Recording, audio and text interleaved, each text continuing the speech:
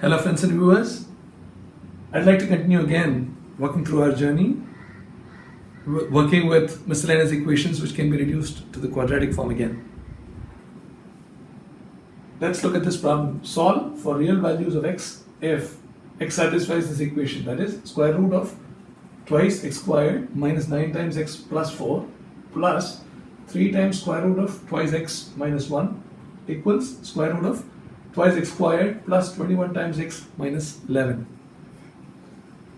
Well, if we squared both sides, the 2ab term, which would again end up with a clumsy cubic within a square root.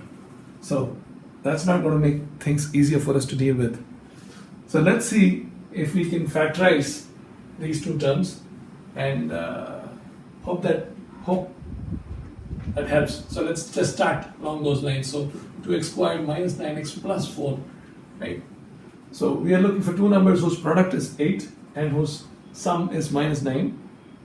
Pretty simple, minus 1 and minus 8. So we could rewrite this as 2x squared minus 8x minus x, because minus 8 into minus 1 is plus 8 and minus 8 plus minus 1 is minus 9. So that is 2x times x minus 4 minus x minus 4. So we could simply rewrite this as, of course, 2x minus 1 times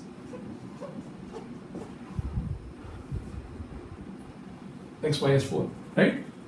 Let's look at this one. 2x squared plus 21x minus 11. So we're looking for two numbers whose product is twice minus 11, which is minus 22, and whose sum is plus 21. Again, the numbers are pretty easy to guess because 22 into minus 1 is minus 22, and 22 plus minus 1 is plus 21.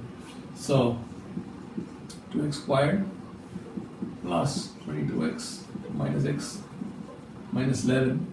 So that would give us 22x in times x plus 11 minus 1 times x plus 11, which is 2x minus 1 times x plus 11.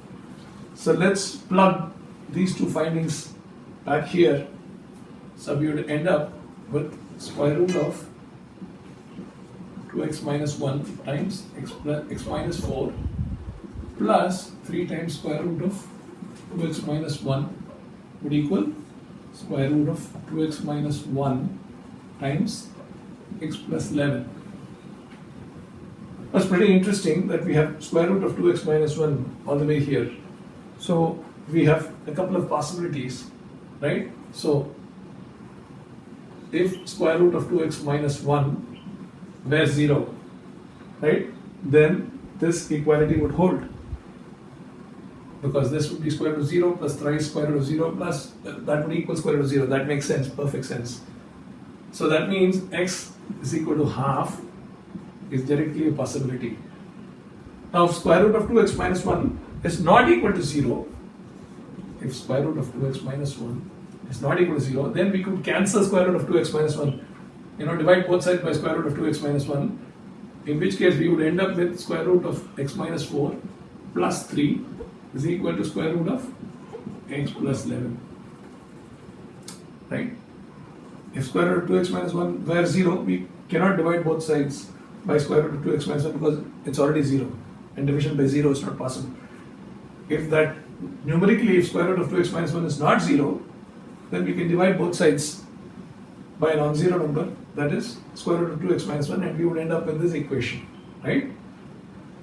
Because square root of 2x minus 1 would cancel here, and cancel here as well as here. So we would have square root of x minus 4 plus 3 into 1, which is just plus 3, is equal to square root of x plus 1. Now, this is a lot easier to handle. We could just square this, right? Let's square both sides.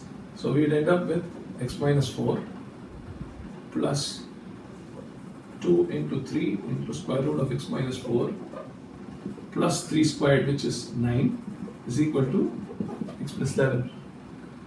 Of course, we could do this, and then 9 plus 9 minus 4 is 5 plus 5, and that goes to the other side. 11 minus 5 is just 6. right? So we have 6 times square root of x minus 4 is equal to 6, or square root of x minus 4 is equal to 1. Square both sides again, we have x minus 4 is equal to 1, or we have x is equal to 5, right? So we have two solutions to this nice equation out here. One is square root of 2x minus 1 being 0, which means x is equal to half, and the other solution is x is equal to 5. So these are the two possible solutions that we are looking at. Hope you like this neat problem. Please subscribe to our channel and take a look at our previous videos, and also look forward to our upcoming videos as well. Thanks for watching.